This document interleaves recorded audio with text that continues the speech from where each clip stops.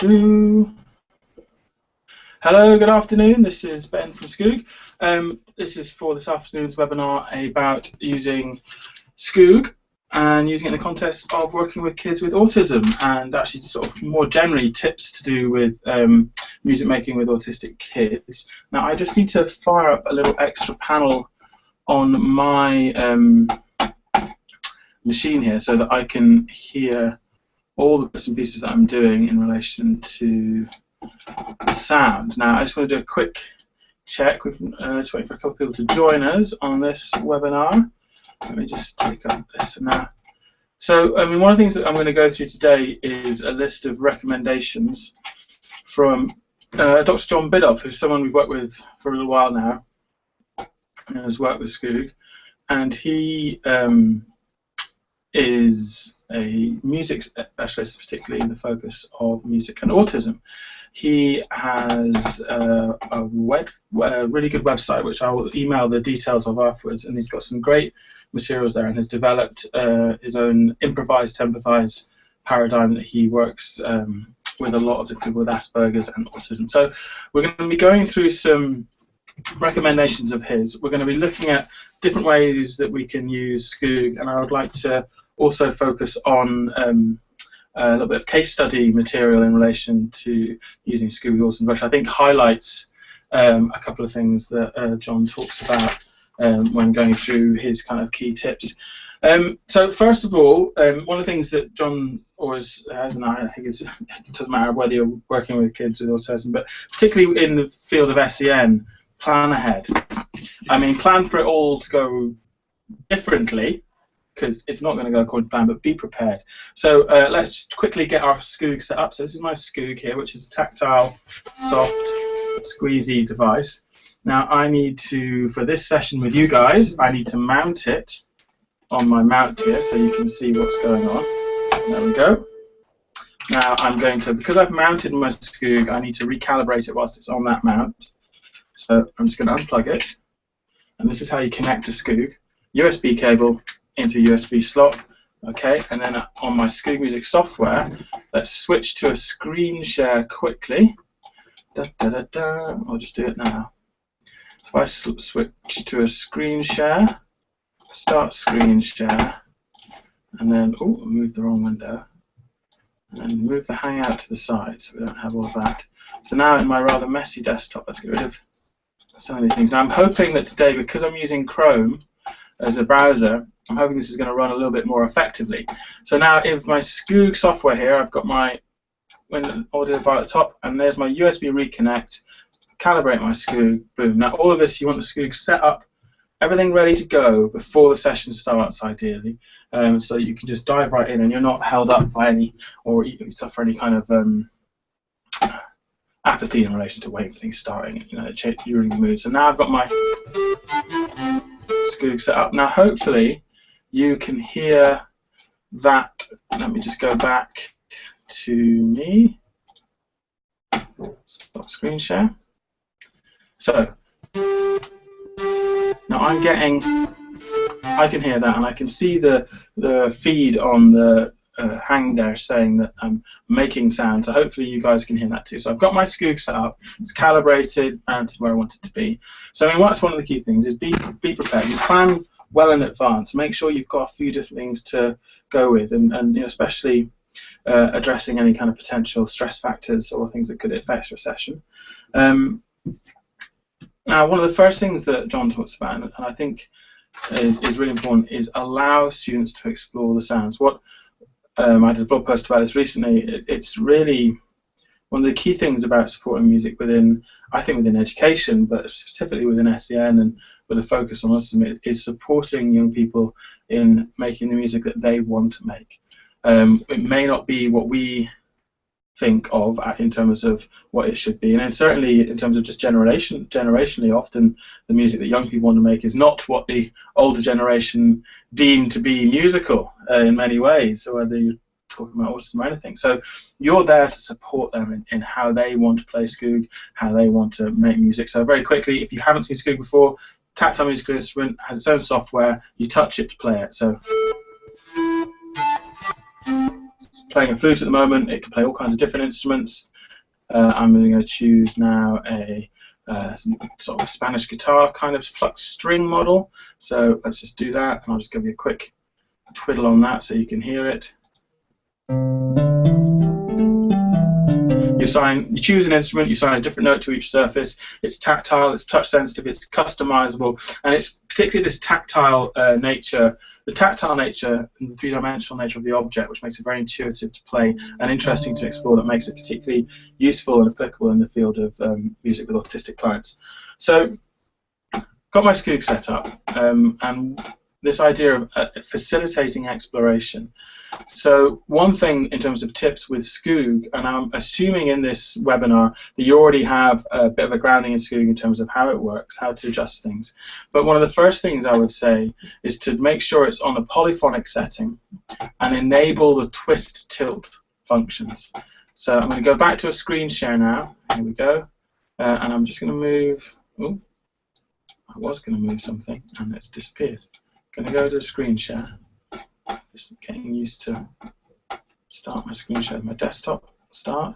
I must say it's much quicker in terms of its response than it was when I was using Safari. Now, one thing I'm going to do is I'm going to pull up another video feed so you can see what I'm doing with the physical Skoog.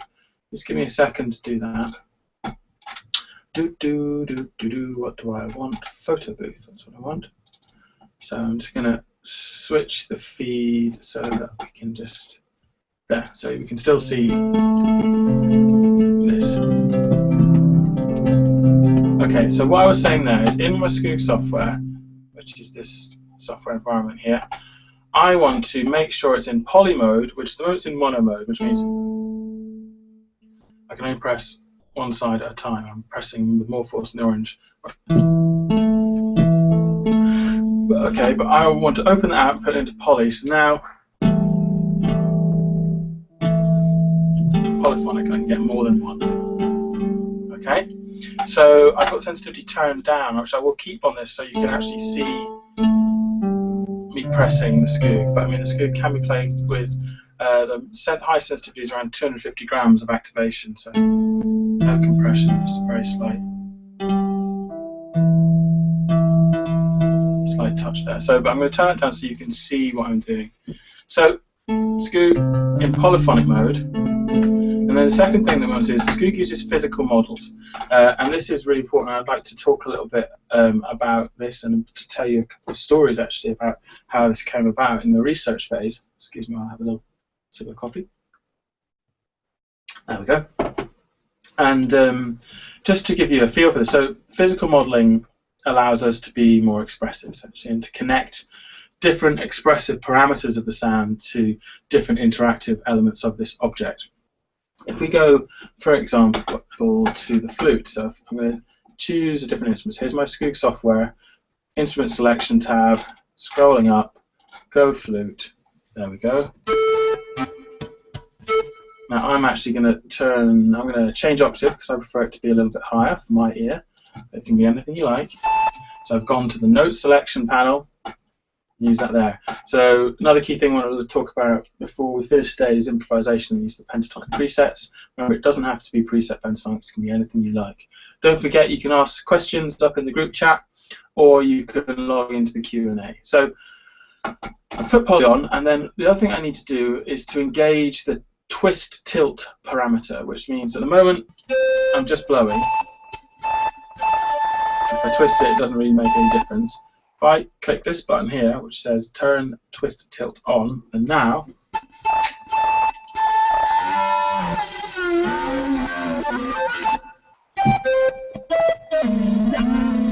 I can start to change the embouchure of the sound and do different things. Now, you may be sitting there going, whoa, look at that.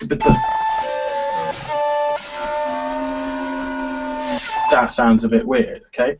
But this is the important thing. So when we were doing research for Skoog and working with schools across Scotland, young people with SD were a particular client group we worked with extensively. And we were often engaged in one-to-one settings just with no particular curricular or musical objective.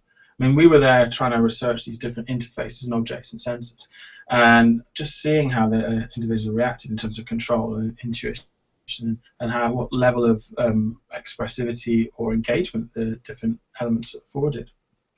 And we'll come back to the tactile thing, but in reference to these sounds, these expressive, physically modeled sounds, because they give you they let you get your hands on the inner working of the sound. So here I can.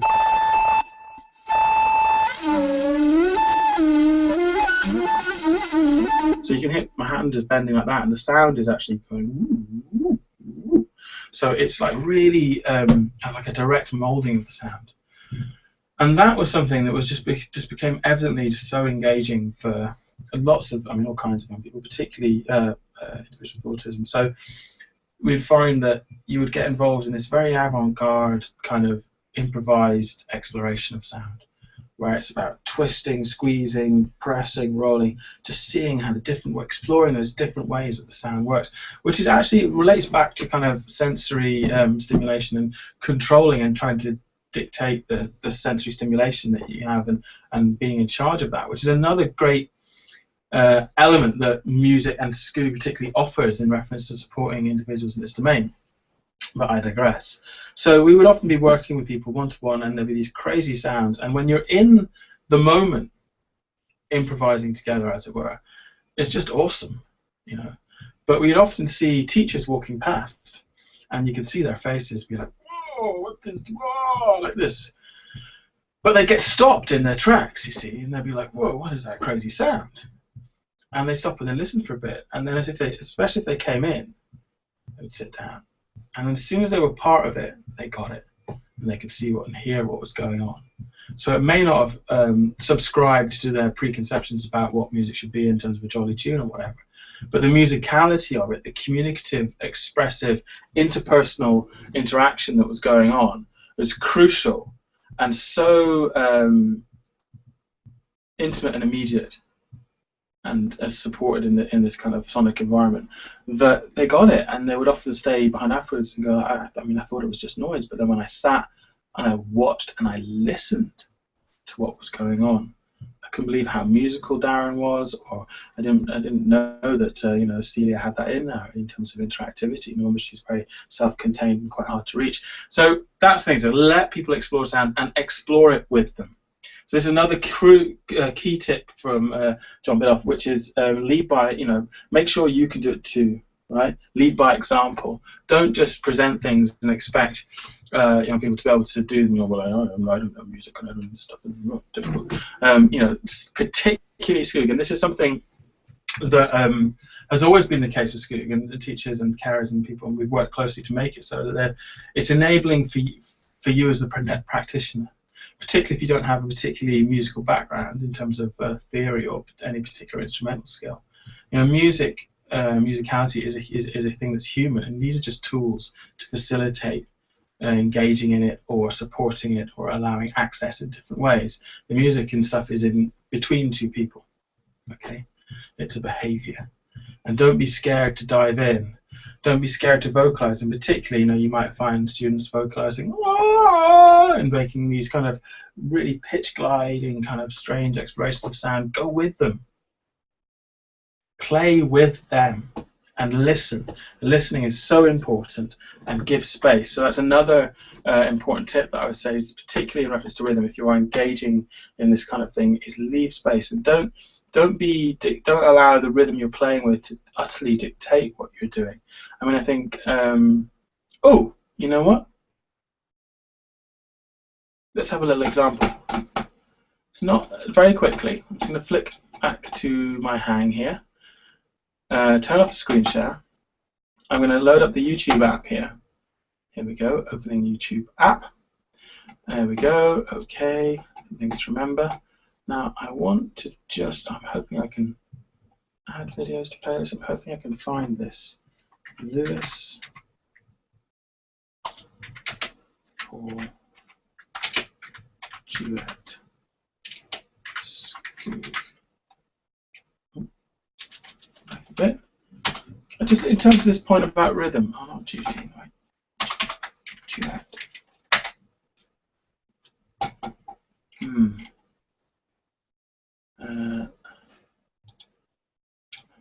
duet Skoog. Come on. Oh, I might have to send this round later. Sorry, it's not. How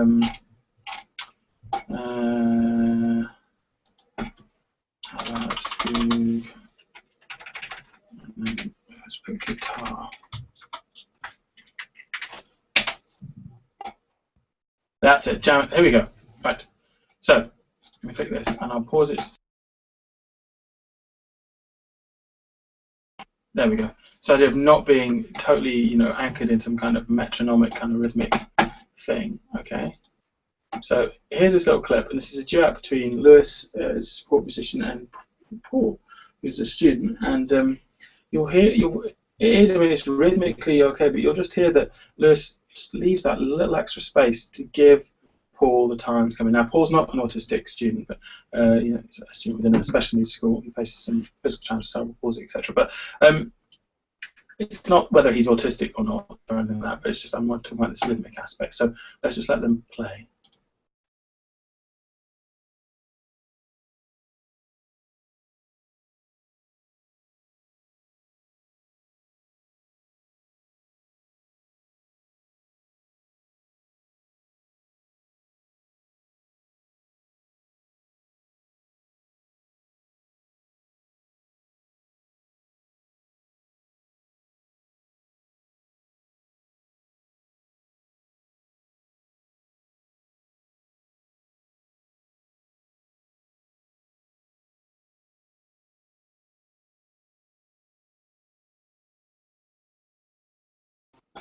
So there you see, you know, they're really feeding off each other, and it's just, you know, Lewis is watching on, you know, use vision, watch what the student's doing. Sometimes maybe have to be from the corner of your eye, but there you go. Anyway, let me just turn off that and come back. So allow, you know, turn on the expressive features of Skoog, make it polyphonic, turn the volume up, allow people to lose themselves in the sound, and go with them in that exploration. Another nice thing you can do in terms of using a Skoog software is using a little practice called taking a sound for a walk, which is using environmental sounds. So going and using a dictaphone and exploring your environment, recording the sounds of that, and then using that as a kind of dynamic sonic soundscape by using it in the backing track player. So quickly, let's just flick onto screen share. Let's do desktop. Start screen share. Move me to the side so we don't have to see that. So it's just this bit here. So if I'd recorded something, say, as up on my desktop, I'd recorded, let's just pretend it's in here, in the backing loop. So that was the sound that I'd recorded. In order to use it as a backing track, I just drag that WAV file there. Okay, then it's playing. I can play it, stop it, loop it, do all kinds of stuff. Okay, so that's a really great tip, you know, and it's often it's a good way to look at using this kind of creative exploration for desensitizing individuals to certain sounds or environmental items, all kinds of applications that I've heard this being used for. Excuse me 1 minute there. So yeah, support creative exploration, support improvisation, open your mind to pushing the boundaries, you know, and let the students play, let them talk, let them access it in the way that they want to. If they won't come to you, don't force it on them. And that's the great thing with Skoog. It's such a mobile object that, you know, you can place it, you know, just in a space, and you can go and play it, and then you can go away from it and give the individual space. You know, it doesn't have to be held for them. It doesn't have to be anchored anywhere. You know, use the big active USB extensions that you can get, and you know that really frees things up. And just remember to be flexible. So that's kind of, you know, explore the expressive models. And I mean, one really key tip is I do find that the woodwind instruments, and that's the instruments like, not like, but the instruments that are flute and clarinet, okay, and horn sometimes, but more these four here, okay, they, because of the breathy quality, the vocal quality that they have, and perhaps even turning the breathiness up, they seem to really relate to young people with autism, something really human about them. And the way that you can turn the breathiness up is to go to the advanced settings page, which is here where the cogwheel is. I click to select it, and in this slider here for the woodwind is the breath noise, which I can turn up.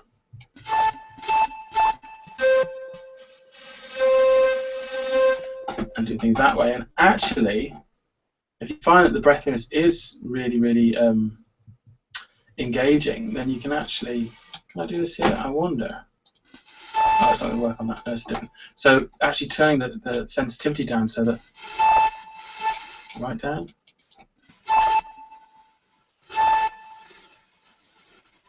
I'll just turn the breathiness up.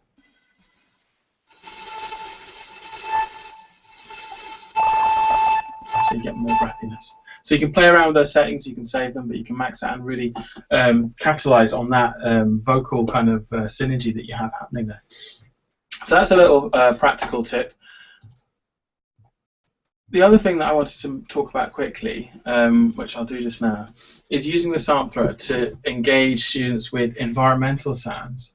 And I want to do this in relation to case studies available on our website, case study at Sense Scotland Centre. It was Ewan Watson, who was the practitioner there, fantastic musician and community musician, and he was working with a small group of young men and doing lots of good stuff. And then one particular individual, he could not get him to engage, and he found that all of the chap just walked between two doors, playing with the handles, making this kind of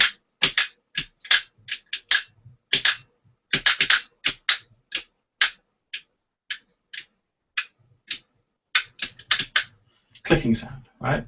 Now, some people in those considered repetitive behavior, it's not.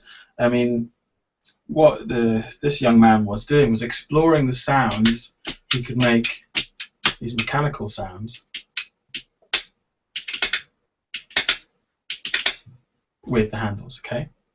So Ewan, being the clever chap that he is, he thought, wait a minute, Skoog doesn't just do musical instruments, I can put any sound on it.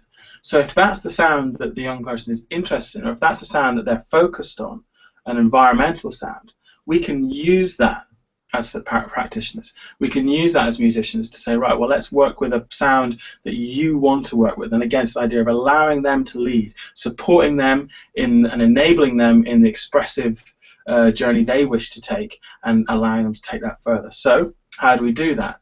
Well, go to our Skoog software here, and we go to the sampler, which is down here where the little microphone is. Click that. So now I have my sample buffers, and what we're going to do, and what Ewan did, is he recorded just one sound and he copied all buffers. But I think what I might do this time is record a slightly different sound in each one initially, because what he did was record the sound of the handle on each of the sides of the Skoog, and to make it interesting, it might be good to vary it slightly. But we're not going to pitch it at all. So we're going to record the sound in, allow the individual to activate this mechanical sound using the Skoog. So to do that, we just click record, and then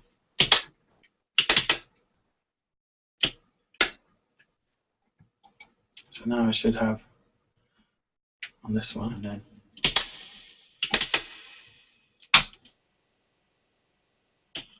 I'm going to select that first little one like that, dragging over with my mouse, and I'm going to edit it.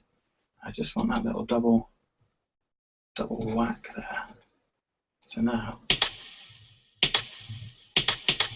okay, let's do a different one in here. Let's do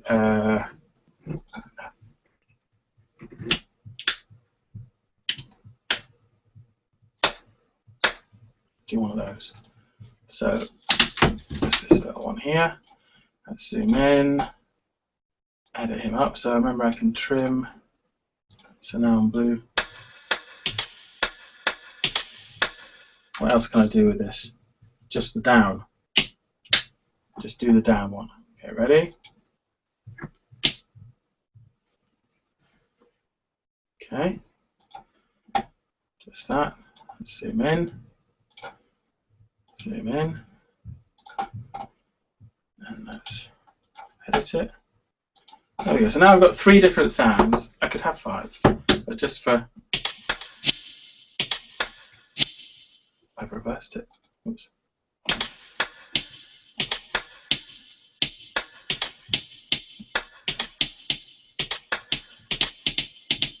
So that gives me these mechanical sounds. So the thing is to engage that, take that environmental sound, put it on this object, show the student that you can make those sounds even in collaboration with them, even just using a session where they may be doing this environmental manipulation and you're playing those sounds on the Skoog, but following them, copying them, using their rhythm, doing things, show them it's possible, and then giving them space, step away, allow the individual to come and find those themselves.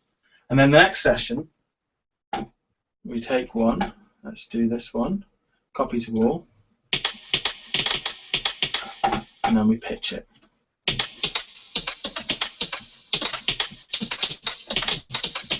And now we can start to do musical things with it. I'm going to transpose it down. I'm going to use the guitar spacing to give me a wider spread. Okay, that's starting to...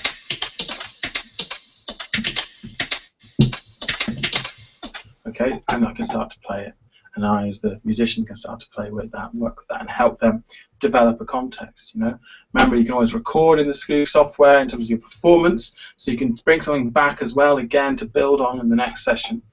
Another thing that I would do once you've played with these sounds a bit is try some different ways of activating them. Press and hold for this sound is not going to be that interesting because press and hold is just it's quite a quick sound. So press and hold plays the sound for as long as you hold it down, as long as there's sound there. But if I go for a squidgy, now this should be.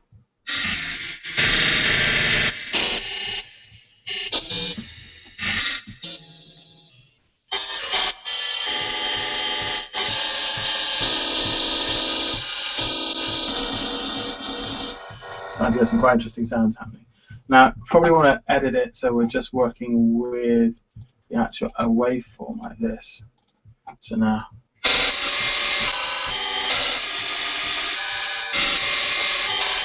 quite Stockhausen, quite avant-garde. That would be a place to take those kind of mechanical sounds further, and allow the individual to explore the inner fabric of the sound, the inner fabric of the waveform. So that's just a few tips. Be creative, be prepared to explore things, support the individual in the way they want to explore sounds, open the expressive potential, open the parameters, give more access, turn up the sensitivity, give space, both physical and rhythmic and just personal as well, you know, back away, let them play. If you've got 2 Skoogs, all the better, and that's actually the way that John works, using 2 Skoogs so the individual can have their own Skoog to play as they see fit. Thanks for joining us. I have any other questions or you want to get in touch, email us at skoogmusic.com. I'm Ben at skoogmusic.com, or you can email the members of the team via info. Skoog is what we do, Skoog is what we know, so if you've got a question about Skoog, please get in touch, and I look forward to seeing you all again soon. Then we've got another webinar this week.